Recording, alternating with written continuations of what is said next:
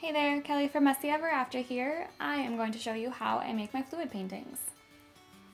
So first you want to start with fluid paints. I like to mix my own. I use acrylic paint, Floetrol, and water. I like to mix half acrylic paint and half Floetrol and then mix in water until it flows. As you can see, it's kind of running off of my stir stick.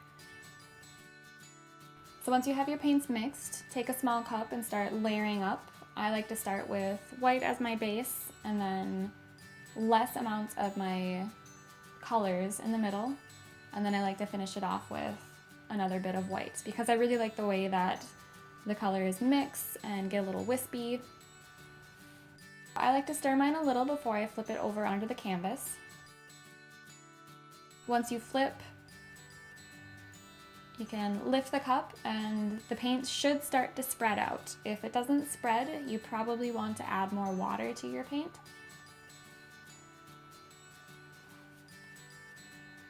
I've seen some fluid paints that run all over the place. I haven't tried that method yet. I like mine to still be a little viscous. So you tip the canvas and slowly let the paint flow over. If the paint kind of gets stuck on some areas of your canvas, I just like to use my finger and spread it a little bit. It helps it flow better. And I promise I will cover up those corners later because I know I'm going to mess with it later. So for this next part, we're going to use a silicone spray. I don't like to put silicone into my base mixtures because I mix a bunch at a time and I never know if I'm going to want that cell effect.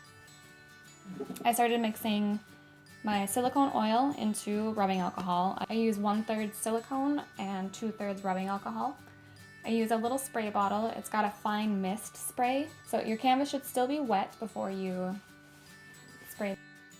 I like to give my bottle a shake to mix everything together. I just do one little spritz and you can see the cells are already starting to form, and they're just going to be little baby cells.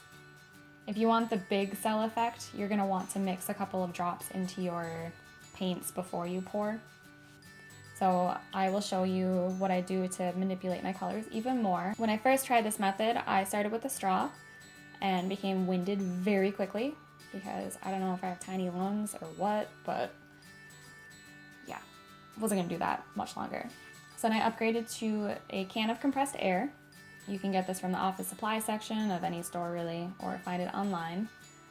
It works really well for small canvases, but it will run out. So if you plan on doing this method a lot, I would invest in an air compressor. I have a 2-gallon one at the moment that I use.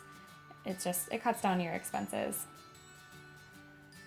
So you don't want to blow too hard on the canvas because you're just gonna blow the paint right off and you'll start to see the texture of the canvas below. So test your air pressure from different distances, start further away and move closer and see how it looks.